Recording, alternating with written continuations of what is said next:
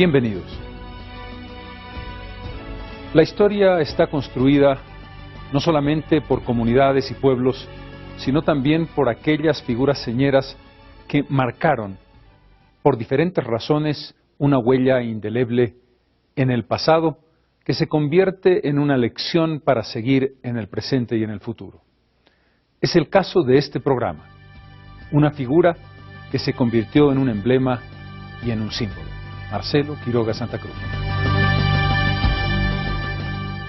Marcelo Quiroga Santa Cruz es una de las personalidades más significativas de la historia política contemporánea del país, particularmente en el periodo que comienza en la década de los años 60 y que termina brutalmente un 17 de julio de 1980. Pero Marcelo Quiroga, como otras muchas figuras de la historia boliviana, no estuvo exclusivamente dedicado a la vida política. Ese joven, hijo de un prestigioso abogado cochabambino, mostró muy rápidamente su debilidad por el arte, por la creación y por la reflexión. Devino en gran novelista con una obra crucial de la literatura contemporánea del país, Los Deshabitados. Se vinculó al cine, se vinculó a la reflexión intelectual en su conjunto, pero terminó atrapado por la política.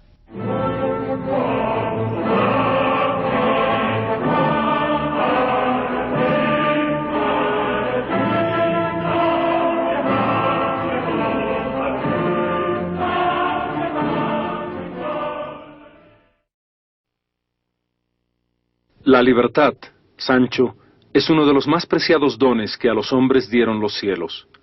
Con ella no pueden igualarse los tesoros que encierra la tierra ni el mar encubre. Por la libertad, así como por la honra, se puede y se debe aventurar la vida.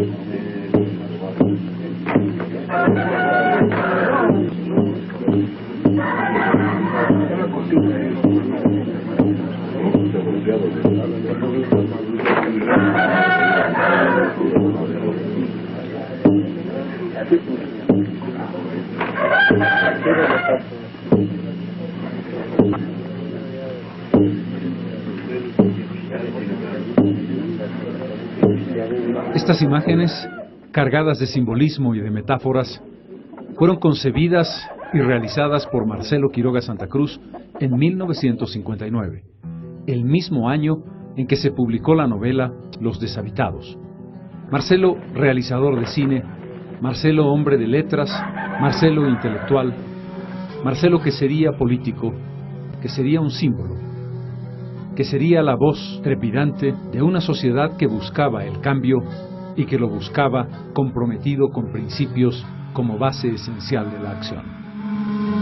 Porque mucho más temible que ese enemigo que está buscando la manera de anularnos aún físicamente es una conciencia culpable.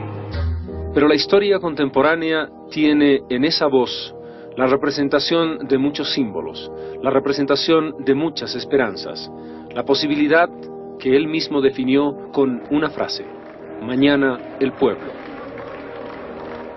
En 1980, Marcelo Quiroga dejaba la última llama de una antorcha que queda todavía encendida.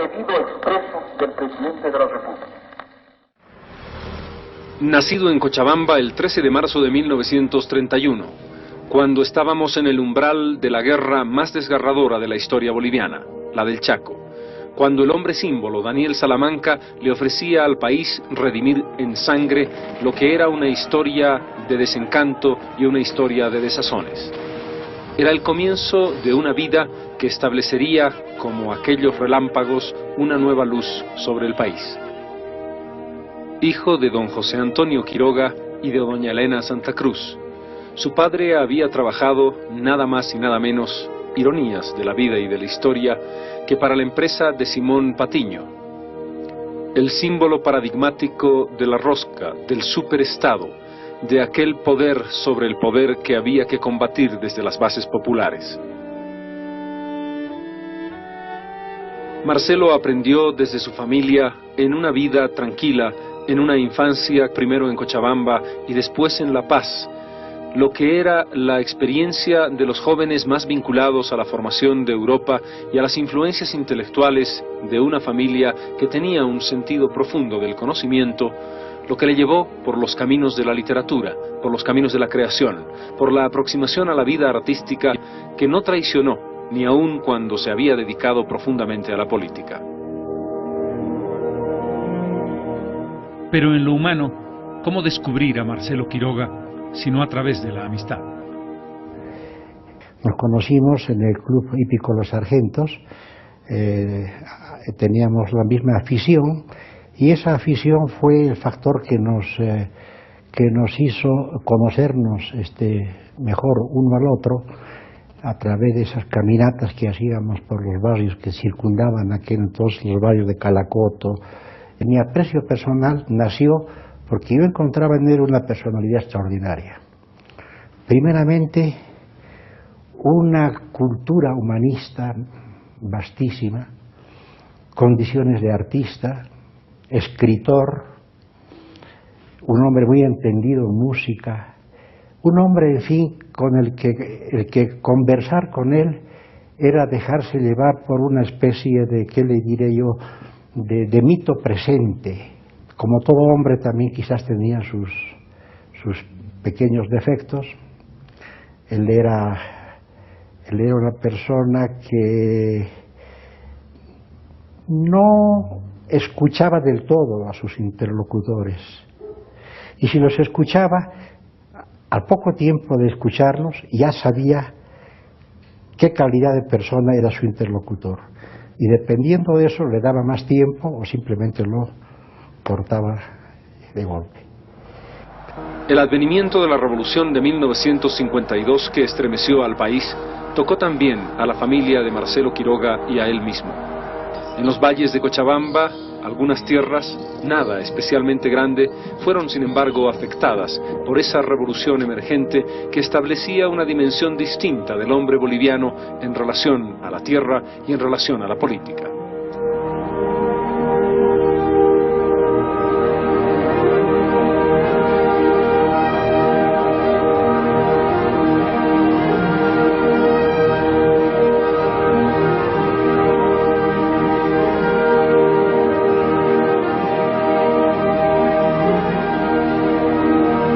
La histórica década de los años 50 fue decisiva en la vida de Marcelo Quiroga Santa Cruz. Años decisivos por su matrimonio con Cristina Trigo y los dos hijos, María Soledad y Rodrigo. Marcelo era una persona realmente excepcional. Las cualidades que todos le conocen a él se expresaban también a nivel humano, familiar. Él tenía un gran amor, una gran ternura, una persona con una inteligencia muy vasta, muy comprensivo, y esto hacía que sea una persona con la que todos podían convivir con felicidad. Él realmente dedicaba un tiempo muy grande a conversar, a tener una relación familiar, colectiva, pero también a conversar con cada uno de nosotros. Teníamos posibilidad de hacer paseos, largas caminatas para conversar sobre temas distintos, cosas que me preocupaban a mí en esa época de adolescencia, temas también más generales que tenían que ver con la literatura, con el arte, con la política también, conversaciones que yo creo que me han dejado una riqueza muy grande. Años decisivos porque conoce de pronto, a través de ese proceso que tuvo sus más y sus menos, la relación directa con una lacerante realidad, porque comienza a formarse en los elementos básicos de la comprensión marxista, aunque de una manera todavía intuitiva, de lo que sería su posición militante de la década de los años 70. Decisivos por los estudios universitarios de Derecho y Filosofía y Letras, por sus viajes fuera del país, por su posibilidad de conocer una realidad desde otra perspectiva. Porque le permitirían un largo trabajo de catedrático universitario en universidades de Bolivia, Argentina, México, que influyó fuertemente en el mundo académico de la política y las ciencias sociales. Y finalmente, decisivos, porque entonces, en 1959, publica una novela que haría también historia en nuestra literatura, Los deshabitados. Las 6 de la tarde. El padre Justiniano ha llegado a tiempo para oír el tañido de las campanas y ver el vuelo desordenado de las palomas frente a su ventana. Está sentado en un viejo sillón de cuero. Lo prefiere porque ha notado que éste le comunica un vago sentimiento de dignidad. Es esta sensación la que busca cuando llega y ocupa un sillón con aire de estudiada negligencia para recibir a esa hora hecha para la melancolía. Evidentemente hay un sentimiento de soledad común a todos los personajes, una cierta angustia metafísica en varios de ellos, una incomunicación que acentúa ese aislamiento torturante en todos ellos. Era un lector que había leído muchas veces a Proust, A la búsqueda del tiempo perdido. Luego, cuando uno hablaba sobre él de libros, pues inmediatamente se daba cuenta de que devoraba bibliotecas. Era un lector constante, permanente, no un lector que estuviera al tanto de las novedades editoriales, que estuviera buscando cosas nuevas. Era una persona que más bien tendía a regresar sobre las mismas lecturas y hacía muchas lecturas sobre cosas que había leído desde joven. Por ejemplo, Góngora, la obra poética de Góngora, que la leyó también muchísimas veces. Recuerdo que la obra de Rulfo también, Pedro Páramo, le pareció así de un enorme valor en la literatura latinoamericana.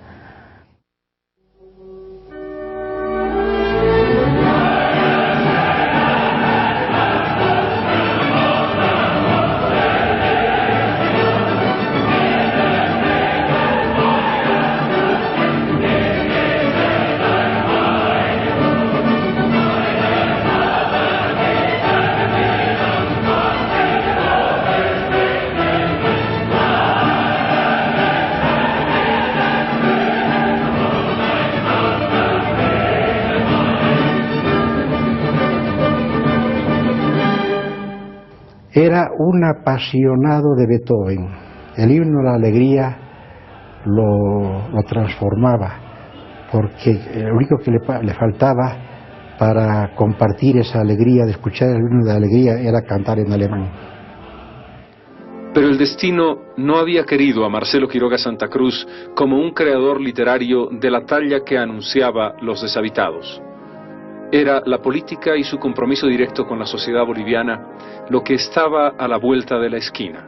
Aunque al final tuvo que sacrificar su faceta y su quehacer literario y artístico por las necesidades y las demandas de la actividad política, pero creo que era una persona que recogía muy bien estas distintas facetas y que él era realmente todo eso. Es decir, yo no podría decir que él era más escritor que político, más político que escritor. Creo que eran ambas cosas o otras cosas más. Aunque cuando él hablaba de cómo se reconocía a sí mismo, cómo se percibía a sí mismo, él se percibía como un escritor. Probablemente es lo que él hubiera querido ser.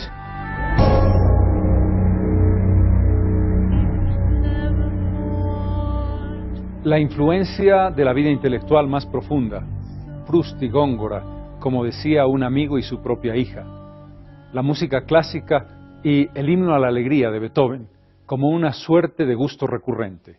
¿Cómo fue posible que ese intelectual de tanta influencia occidental y europea terminara tan vinculado a las aspiraciones más profundas del pueblo boliviano? Probablemente porque había un nivel de conciencia, de coherencia, de ejemplo personal que más allá de las ideas marcaría un momento importante de nuestra historia.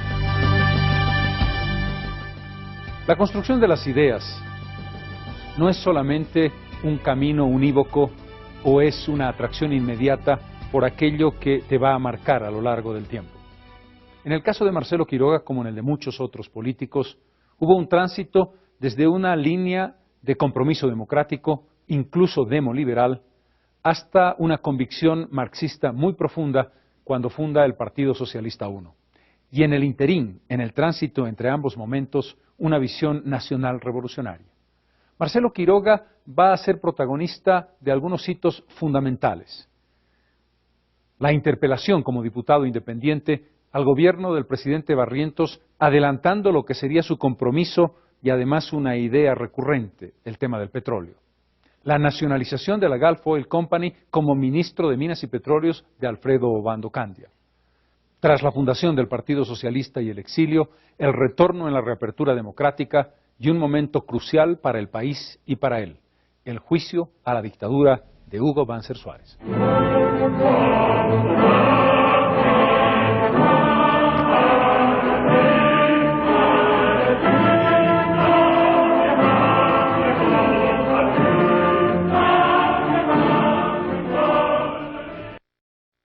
Probablemente, el golpe de Estado de 1964 que lleva al gobierno al general René Barrientos va a definir un camino que quizás hubiese tenido otra dimensión de no haber ocurrido una circunstancia que la historia boliviana tenía preparada.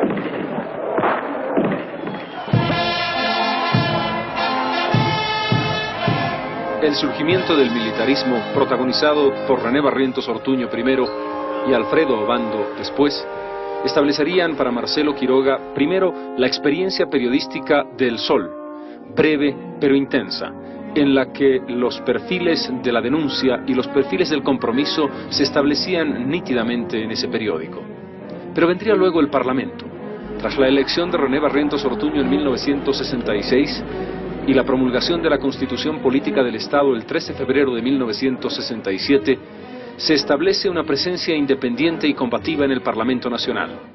Nunca fue de Falange Socialista Boliviana, eso es algo que hay que aclarar. Él fue invitado como diputado independiente por la Comunidad Demócrata Cristiana, de la que eran miembros el Partido Demócrata Cristiano y Falange Socialista. Hay una carta de José Romero en la cual queda constancia del carácter independiente de esa invitación a Marcelo. Es así como llega al Parlamento. Dos nombres y dos jóvenes, José Ortiz Mercado y Marcelo Quiroga Santa Cruz, que buscaban cuestionar al presidente Barrientos, que buscaban cuestionar una sociedad que establecía realidades tan terribles como la masacre de San Juan, o la significación de la presencia guerrillera de Ernesto Che Guevara, que cuestionaban en definitiva al sistema. El joven diputado interpela al ministro de Minas de René Barrientos por la firma del contrato de venta de gas a la Argentina. Tiene la palabra el honorable Quiroga Santa Cruz. Señor presidente, la exportación del gas natural como simple materia prima debe estar condicionada a una compensación, mediante la cual el país beneficiado con la materia prima ceda a Bolivia mercados fronterizos que nos permitan instalar industrias petroquímicas a base de gas natural con carácter regional. Los precios del gas natural en el mercado internacional son artificialmente estipulados en función de los intereses de los trusts petroleros que dominan la industria energética y petroquímica mundial. No constituyen en consecuencia una compensación razonable que justifique su exportación incondicional en beneficio de intereses foráneos, sacrificando el acervo gasífero nacional y sus futuras perspectivas industriales. A Marcelo Quiroga ese yo acuso a René Barrientos le costó el confinamiento y la cárcel, le costó el perder una inmunidad parlamentaria que mostraba también que el poder no quiere contraste alguno en ninguna circunstancia. Marcelo Quiroga se forja como parlamentario en esos años de juventud para mostrar toda su fuerza una década más tarde, pero era ya el anuncio de lo que en 1969-70 se convertiría en la experiencia nacional revolucionaria más importante desde 1952. Y a partir del año 66, un poco antes, Marcelo se comienza a vincular a la intelectualidad progresista de ese momento, de Sergio Almaraz Paz, René Zabaleta y otras figuras de entonces.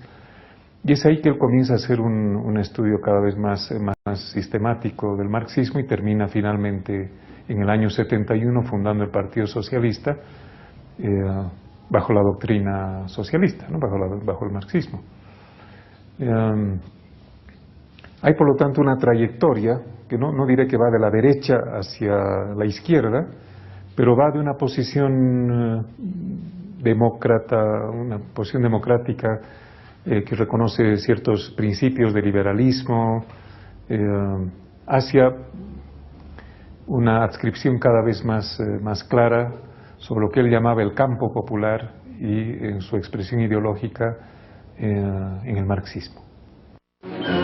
El 26 de septiembre de 1969 es derrocado el presidente constitucional Luis Adolfo Siles Salinas. Lo sustituye el general Alfredo Obando, que tiene que mostrarle al país una razón muy importante para justificar esa acción. El nombramiento de un joven gabinete de intelectuales y combatientes luchadores desde el punto de vista de las ideas de izquierda establece ya una nueva relación. Allí estaba Marcelo Quiroga Santa Cruz como ministro de Minas y Petróleos. Muy pocos días después, el 17 de octubre, el gobierno hace conocer una medida que sacude a la nación y a los Estados Unidos: la nacionalización de la Gulf Oil Company y la reversión de todas esas propiedades a la empresa estatal del petróleo. El inspirador se llamaba Marcelo Quiroga Santa Cruz.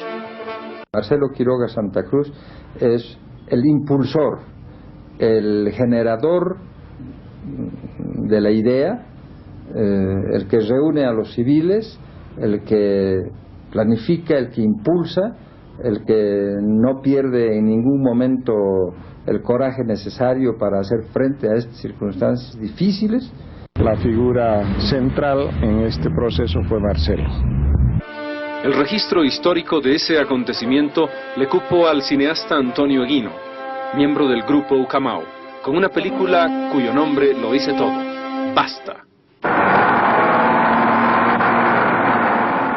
El entonces ministro de Economía, coronel Edmundo Valencia, que daban a entender que tal vez era mejor reconsiderar la medida y que las consecuencias podrían ser muy drásticas para el país. Ante ese temor de que esta idea se esparciera y al final no dictáramos el decreto, entonces se precipitó y Marcelo Quiroga, a fin de que de una vez por todas saliera a la luz pública, hizo unas declaraciones de prensa.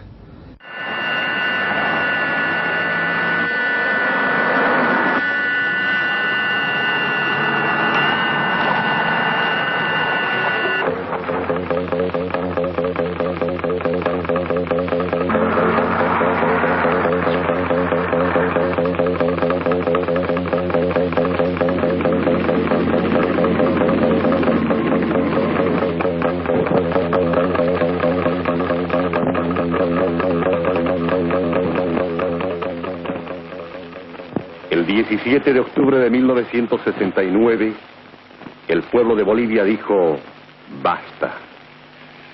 El 17 de octubre, el pueblo boliviano resolvió dejar de sufrir la historia y se lanzó de nuevo a construirla.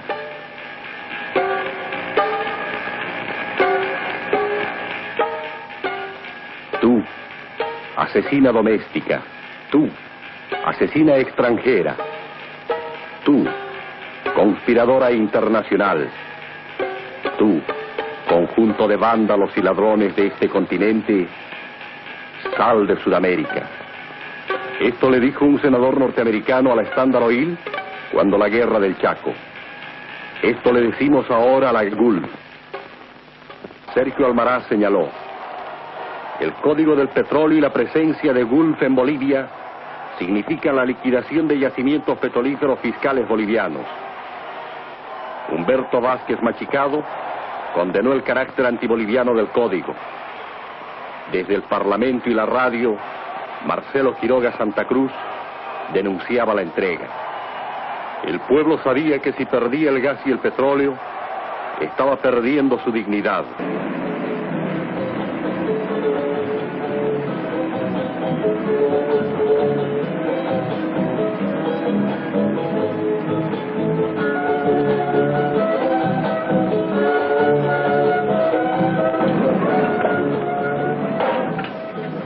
somos una batalla por la emancipación.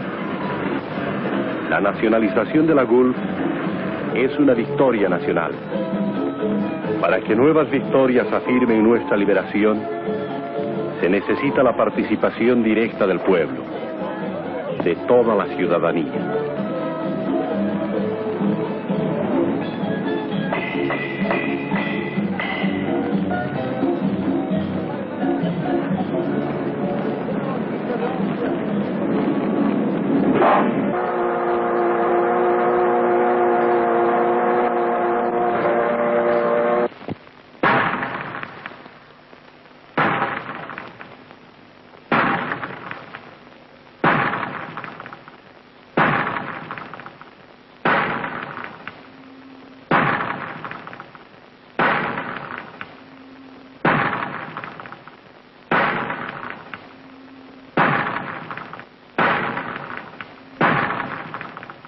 La nacionalización de la GALP, sin embargo, había sido planteada aceptando una compensación por la expropiación de los bienes que quedaron en propiedad del Estado, y Bolivia pagó varios millones de dólares por ese concepto.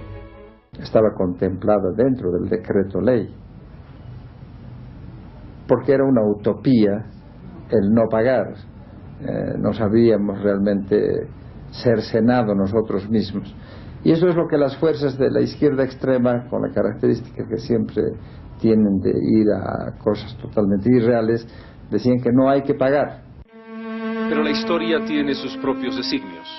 En 1970, el entonces ministro de Energía e Hidrocarburos, Marcelo Quiroga, muestra sus diferencias con el ministro del Interior, el coronel Juan Ayoroa Ayoroa. El gobierno de Obando sufre serias tensiones. Hay violencia externa, las guerrillas de Teoponte son terriblemente aniquiladas y Marcelo Quiroga renuncia. Sería la última vez que estaría ligado al poder del Estado.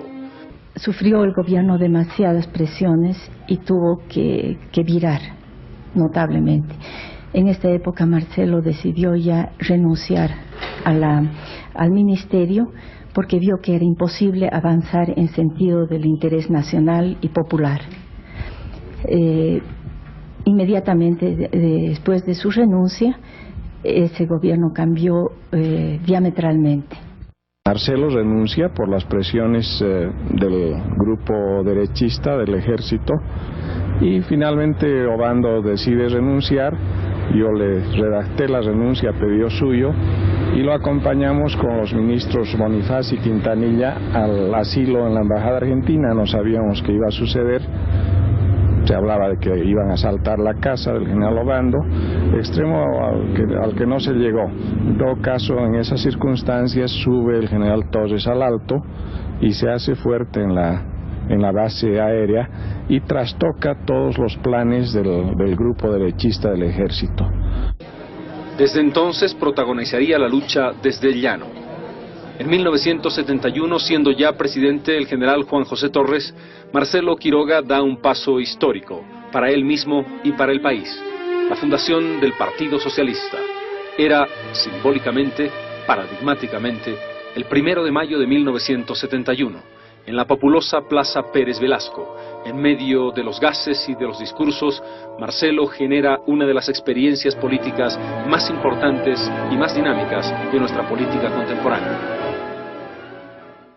Estuve invitado a la fundación del PS1 en un teatro que había en la calle Comercio, que no le acuerdo cómo se llama ahora, que fue interrumpido por una amenaza de bomba y salimos toda la gente a San Francisco y como dijo Marcelo en una de sus frases inolvidables, este es un partido que se funda en la calle.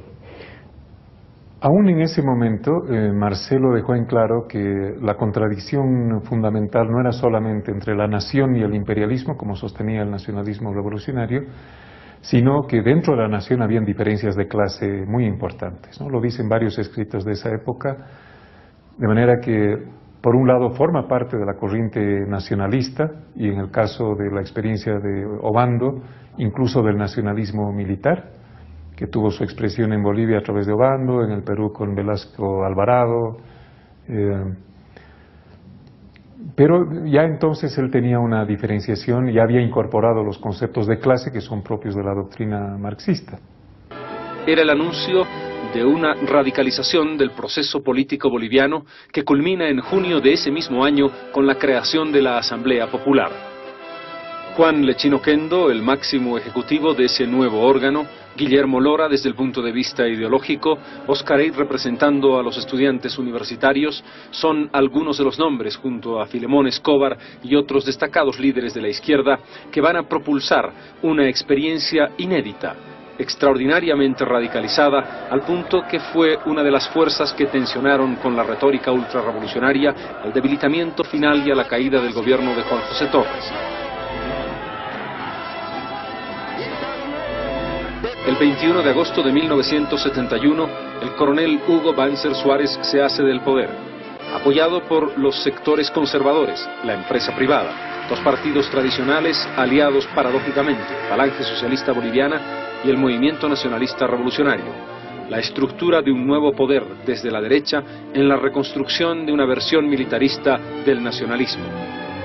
El general Banzer establece 7 años de gobierno férreo, una dictadura que en sus primeros momentos tuvo el ejercicio de la violencia y la restricción y el no respeto a las libertades de los ciudadanos como uno de sus elementos más importantes.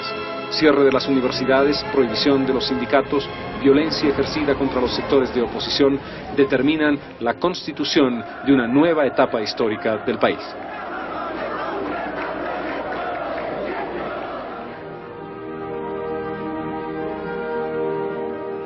Marcelo Quiroga, inscrito ya plena y explícitamente en la interpretación y la acción marxista, va a salir al exilio. Primero a Chile, al Chile revolucionario de Allende, luego a la Argentina. Tiene que salir de ese país por las amenazas de la AAA. Para terminar su exilio en México, donde ejerce el periodismo y la cátedra universitaria, donde escribe columnas brillantes criticando duramente al régimen establecido en 1971, desde donde defiende los recursos naturales, el gas, nuestro patrimonio, desde donde concibe la posibilidad de una nueva sociedad ante la evidencia de la próxima reapertura democrática. En 1978, junto a la heroica huelga de las 4 mujeres mineras que fuerzan al general Banzer a establecer un proceso genuino de reapertura democrática, Marcelo Quiroga Santa Cruz se suma a las fuerzas progresistas y de izquierda que buscan un nuevo país. Allí estaban la Unidad Democrática y Popular y el Partido Socialista 1. No se pudo lograr la unidad, se generaron tensiones, pero se estableció una constatación. El pueblo volvía por sus fueros en la recuperación democrática desde una perspectiva que tenía entonces una ideología nítidamente vinculada a la izquierda y al marxismo. Cuando él regresa del exilio, entra clandestinamente a Bolivia a fines del año 77, se produce una escisión dentro del Partido Socialista. Él desconoce a Ponte Burela, que había suscrito un convenio con el MNR para concurrir a las elecciones del año 78 en un frente. Jerjes Justiniano y Aponte Burela quedan a un lado, Marcelo queda solo al otro lado. Se queda él con la fracción minoritaria, y de ahí viene el nombre de Partido Socialista 1. La Corte Electoral le exigió ponerle alguna distinción a la sigla, y no quiso él renunciar completamente a la idea de un partido socialista y le puso -1, que es el nombre que quedó hasta el final de sus días, y es esa actividad política la que fue al final más conocida, porque fue más intensa, porque le costó la vida, entre otras cosas. Marcelo Quiroga protagoniza 3 procesos electorales, 1978, 79 y 80. Y desde un pálido lugar casi al final, entre los menos votados, en 1978 con algo más de 8.000 votos, pasa un crecimiento espectacular de más del 1000% en 1979, el momento culminante en que el candidato socialista es también elegido diputado. Se produce entonces el empantanamiento. No se puede elegir entre Víctor Paz Estenssoro y Hernán Siles Suazo y se termina eligiendo presidente a Walter Guevara Arce. ¿Por qué Marcelo Quiroga hace que sus 5 diputados, uno de ellos el mismo, voten en blanco en esa oportunidad?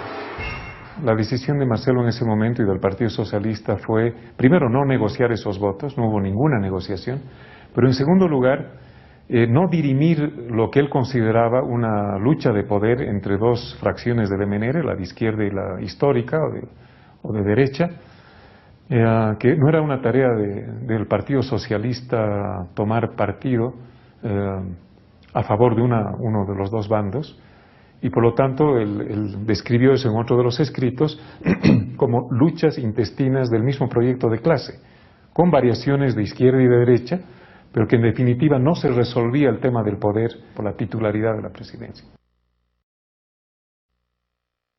Es en agosto de 1979 que Marcelo decide finalmente su destino. Va a enfrentarse a grupos de poder que habían copado el gobierno desde 1971 y gobernaron durante casi 7 años. El líder socialista decide iniciar en el seno del Parlamento un juicio de responsabilidades contra el dictador y contra la dictadura. Queremos decir a todos que este juicio, como lo anunciamos el primer instante, es inexcusablemente un juicio político. Es un juicio de naturaleza política que solo la ignorancia política o la mala fe identifica con el juicio partidario o la expresión subalterna de enconos y resentimientos personales. Es juicio político porque es de naturaleza política el delito de que hay que juzgar. Es juicio político porque los administradores deshonestos del interés nacional, aquellos que se enriquecieron ilícitamente, aquellos que violaron derechos y libertades fundamentales, no incurrieron en los delitos mencionados y probados como personas privadas. Lo hicieron en el ejercicio de funciones públicas. Tenía el fuego en la palabra. Primero en 1967 y luego en 1979, Marcelo Quiroga Santa Cruz, con voz encendida y sobre todo con la transparencia de la honestidad, se jugó la vida desde su curul en la Cámara de Diputados. Es uno de los momentos más importantes del parlamentarismo boliviano en el siglo XX. Marcelo Quiroga vuelve a hacer escuchar su voz vibrante en esos días. Su pliego acusatorio contra Banzer incluía el emplear el poder invocando la representación de las Fuerzas Armadas que monopolizó en beneficio propio y de quienes le seguían. Lesiones a la integridad económica de Bolivia con una ley de hidrocarburos contraria al interés nacional. Venta de tierras fiscales en beneficio propio. Incentivo de inmigración racista a Bolivia. Detención, exilio y desaparición de opositores al régimen. Violación a la libertad de prensa. Asesinatos a sus ex colaboradores Andrés Selichop y Joaquín Centeno Anaya. Negociaciones con Chile contrarias al interés nacional y delitos contra la seguridad, soberanía e integridad de Bolivia. 17 horas. Le pregunto si hay algún equipo, porque en este momento mis apoderados y seguramente miembros de la brigada parlamentaria de ADN están haciendo la defensa del juicio de responsabilidades. El general Banzer y quienes con él son responsables, aunque en distinta medida, de los delitos que hemos mencionado, intenta lo que ya se ha hecho costumbre en él y en sus seguidores, ampararse con una absoluta falta de valor civil en centenares de funcionarios a quienes atribuye el mismo grado de responsabilidad que él no puede eludir como expresidente de la República. No demuestra valor civil, no demuestra hombría frente a un juicio de responsabilidades como este, quien intenta convertir en responsable de delitos como los que hemos señalado al último subteniente de nuestro ejército. ¿Cómo responde un gobierno? Con banderita blanca, con pañuelito blanco, con florcitas. No, señor, los que vienen con armas tienen que atenerse a las consecuencias. Los casi 80.000 votos obtenidos por Marcelo Quiroga en esa elección le permitieron ir al Parlamento y con su pequeña representación establecer el desafío de un juicio de responsabilidades a un expresidente de facto que, sin embargo, los años lo han demostrado, no prosperó. Las miles de páginas de acusaciones de ese juicio han quedado en los archivos del Parlamento de la Nación. Pero Marcelo Quiroga continuó en la lucha. El Partido Socialista I, que crecía vertiginosamente bajo su liderazgo indiscutiblemente electrizante para toda la nación, establecía el nuevo desafío de las elecciones de 1980 que presidiría Lidia Gayler Tejada. habían pasado momentos dramáticos, entre ellos, desde luego, el derrocamiento del presidente Walter Guevara y los 16 alucinantes y sangrientos días del coronel Natush Bush.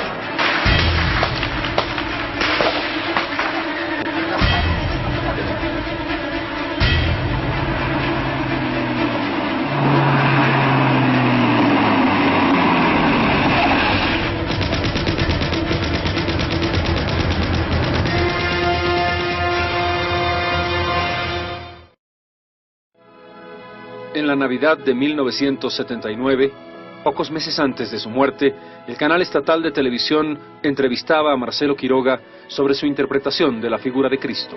Doctor Marcelo Quiroga Santa Cruz, primer secretario del Partido Socialista 1, ¿quién es Cristo Niño para usted? Hijo de un trabajador, de un carpintero nacido hace 20 siglos, es después el conductor de un proceso de carácter inocultablemente revolucionario.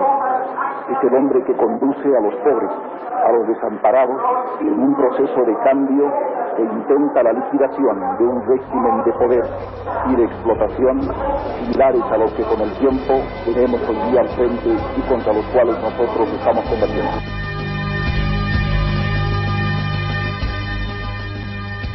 Estamos en una Bolivia polarizada, entre quienes están buscando la democracia en el sentido más tradicional y quienes creen que la democracia es simplemente un instrumento, un tránsito hacia un destino final, el socialismo.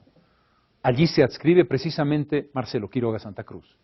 Pero pasarían muchas cosas en el interín. Más allá de la coherencia y de la fuerza de ese discurso convincente, había una línea indeclinable. En cambio, muchos que comenzaron en las líneas más radicales y en las posiciones más intransigentes, acabaron después, al final de ese arco hacia la democracia, traicionando sus ideas. No fue el caso de Marcelo. Es la víspera del camino al martirio, del camino al mito, del camino al símbolo. Es el momento de la amenaza, es el día o los días ominosos en que ese hombre que defiende la libertad, la democracia y un camino hacia una sociedad mejor, tiene sobre su espalda la sombra de quienes quieren aniquilarlo y van a hacerlo el aciago 17 de julio de 1980.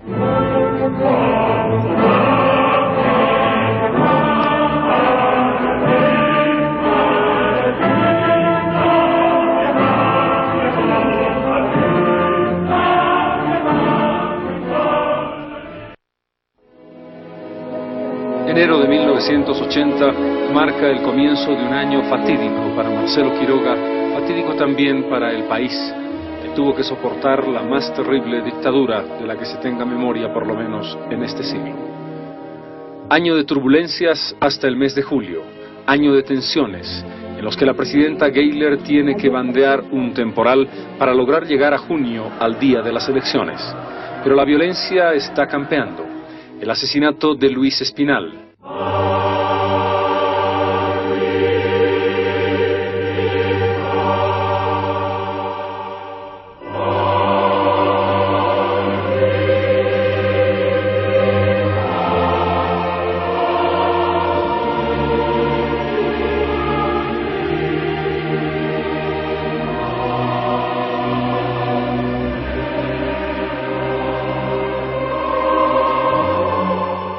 Cuatro meses antes de su propio asesinato, Marcelo asiste al multitudinario entierro del sacerdote inmolado.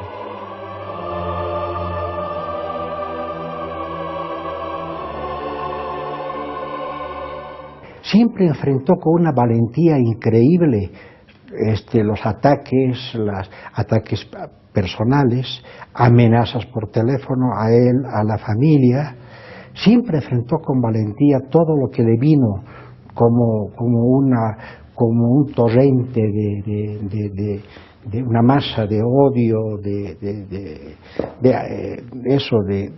decir, bueno, aquí me van a matar. Sabía que no podía hacer prácticamente nada para evitar que lo maten. Es decir, que si había la determinación de liquidarlo, la gente que encargada de hacer eso se iba a dar modos de encontrarlo y de ejecutarlo.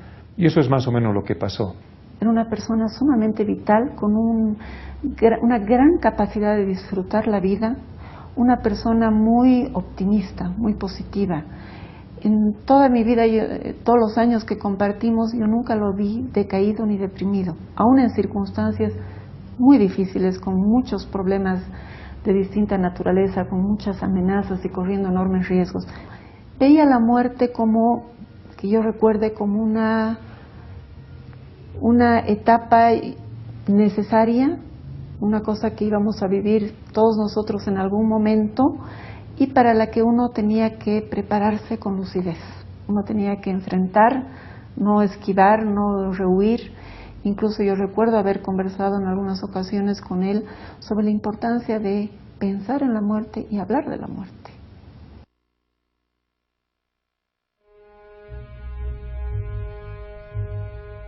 Los atentados en manifestaciones de la Unidad Democrática y Popular, la presión permanente sobre los candidatos democráticos y populares, el accidente aéreo que le cuesta la vida a 4 representantes de la coalición de Hernán Siles Suazo y serias quemaduras a Jaime Paz Zamora. Marcelo Quiroga está, sin embargo, esperando las elecciones, seguro de un éxito que efectivamente llegaría. Nuestro partido no tendrá en estas elecciones un solo voto prestado y por lo tanto será la votación nuestra la más consciente, la más lúcidamente comprometida con un proyecto político definido como es el nuestro. Pero el 22 de junio de 1980 llegaba la sentencia en la voz del que sería dictador Luis García Meza, quien decía: no se puede tolerar más esos ataques, esos insultos a las Fuerzas Armadas, como es el caso de Marcelo Quiroga Santa Cruz, que sin saber nada se ocupa de la vida económica y organizativa de la institución armada. A ese señor, las Fuerzas Armadas sabrán ponerle en su lugar, y yo como hombre. Al día siguiente, el líder socialista respondía valientemente: en cuanto a la amenaza de agresión física que con propósitos intimidatorios formula el general García Meza, debo aclarar que si bien no ignoro la demostrada peligrosidad de la misma, estoy como siempre resuelto a defender mi honra, mi vida y la de los míos.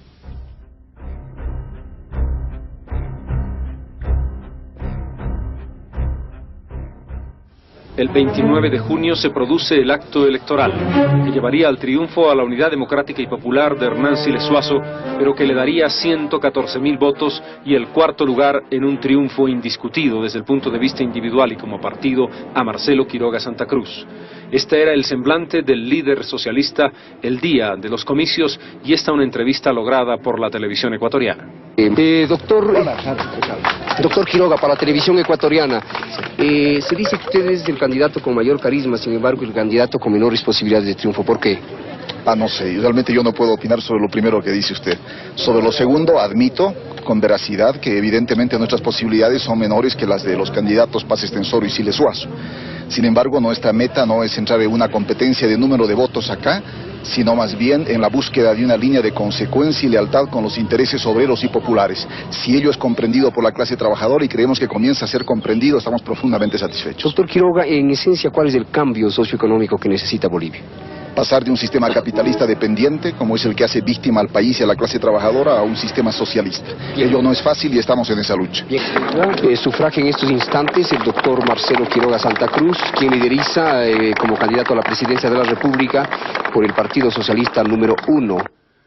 Esta fue la última imagen registrada en vivo de Marcelo Quiroga Santa Cruz, que sería asesinado 18 días después por la dictadura de Luis García Meza y Luis Arce Gómez. El 17 de julio de ese año de 1980 comenzaba el drama.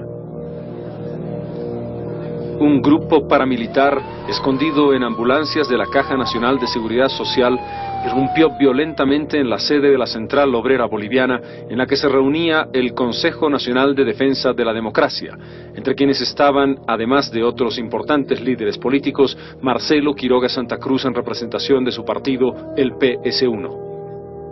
Cerca de las 12 del mediodía de ese jueves, simultáneamente en el Palacio de Gobierno y la COP, comenzaba el golpe de Estado. La irrupción violenta, cuando se producían declaraciones de los miembros del CONADE en la sede de la COP, determinó una acción paramilitar que selló el destino y la vida de Marcelo Quiroga.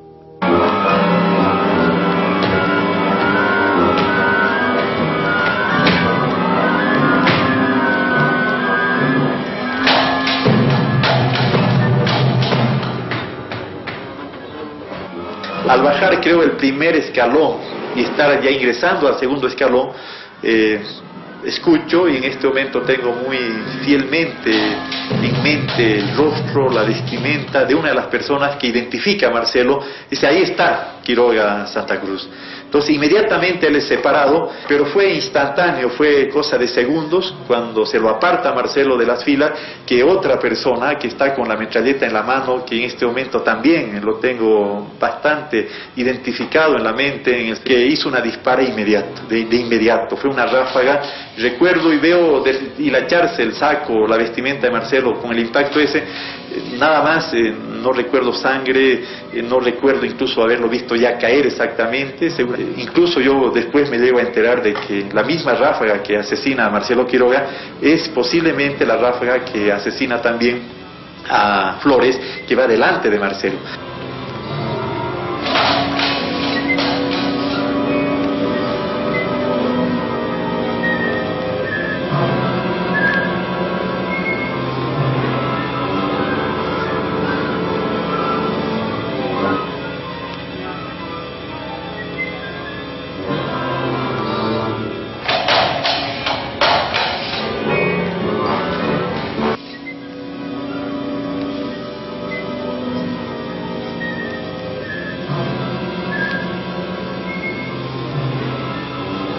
Aparte de la tragedia que a mí me ha tocado vivir, yo sufro también por la pérdida que significa su desaparición para el futuro de Bolivia. Creo que era un líder lúcido, un líder de una honradez intachable, que por eso ha muerto además. A Marcelo herido se lo llevaron seguramente al cuartel de Miraflores, donde fue salvajemente torturado. Eso ya lo tenemos comprobado por documentos fotográficos que han sido ampliamente difundidos en el país y en el extranjero. Ha sido salvajemente torturado estando con vida.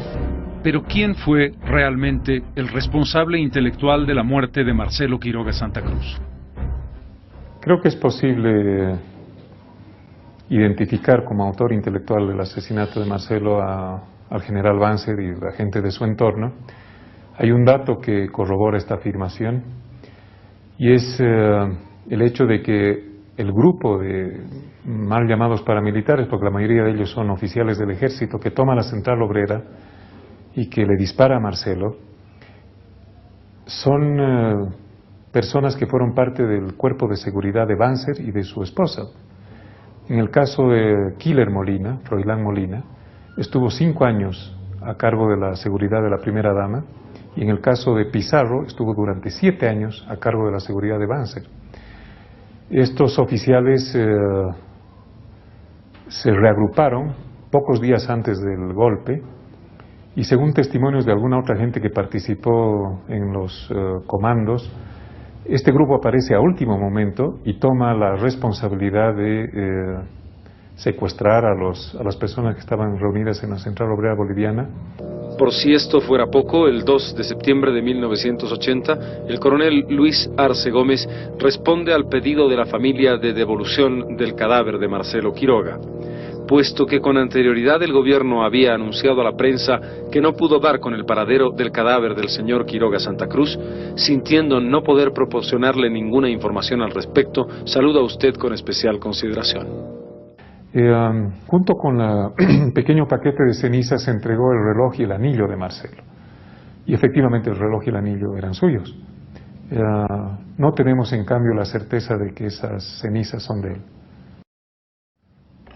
En 1997, el gobierno instruye una investigación para averiguar sobre el paradero de los restos de Marcelo Quiroga.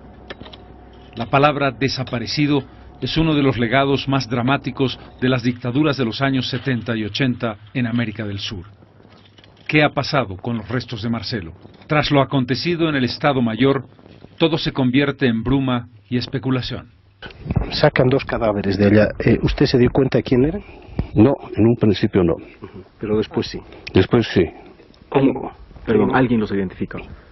Sí, uno de mis camaradas lo vio, especialmente al señor Quiroga Santa Cruz, y del señor también posteriormente nos dimos cuenta que era honorable Flores. ¿Qué hicieron con los cadáveres?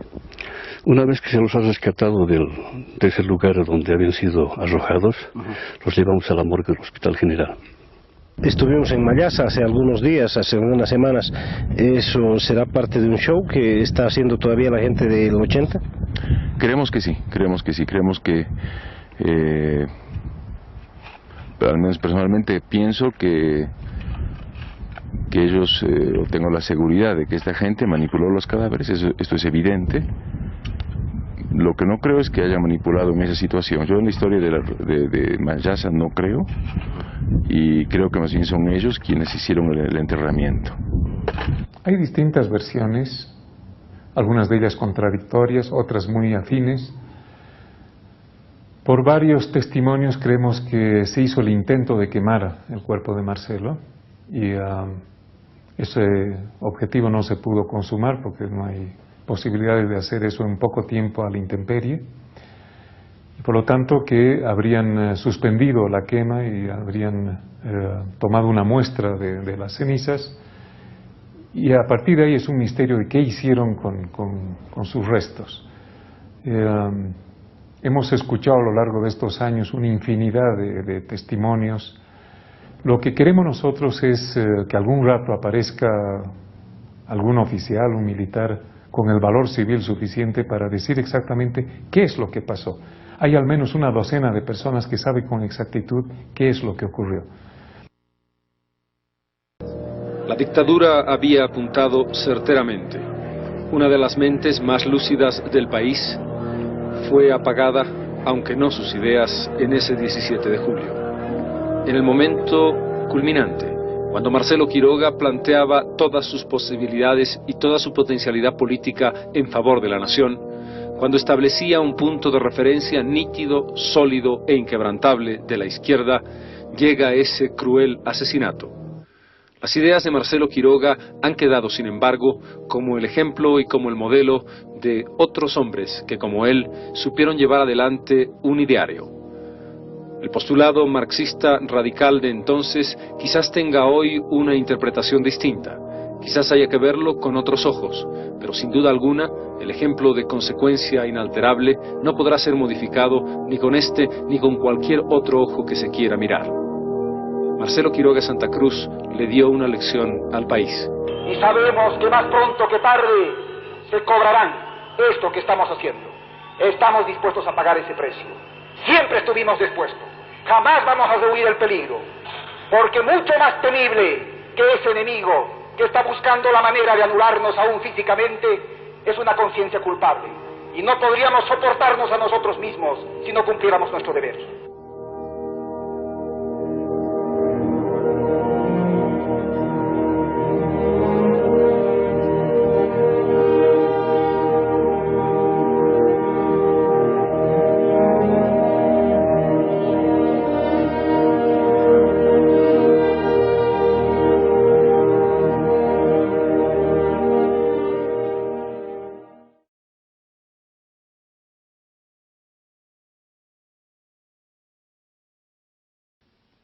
Más allá de las ideas, más allá de las convicciones ideológicas, más allá de un determinado discurso, Marcelo representa la consistencia indeclinable de un espíritu que es capaz de demostrar honestidad, que es capaz de ser coherente entre lo que se dice y lo que se hace, que es capaz de entregar lo más importante que se tiene, la vida, en aras de una sociedad mejor, dentro de un contexto de libertad y democracia. La democracia que Bolivia heredó de Marcelo, que simboliza a un pueblo que entregó su sangre, su esfuerzo y su sacrificio para conquistarla, es algo más que una entelequia, la definición de una forma de vida por la que apostamos, por la que peleamos y en la que creemos, sin matices, sin ningún tipo de consideraciones laterales en virtud de intereses personales. Porque ese es precisamente el ejemplo de una figura para la historia que se convirtió en mito, un faro que la democracia boliviana y la consistencia de la ética marca en Marcelo Quiroga Santa Cruz.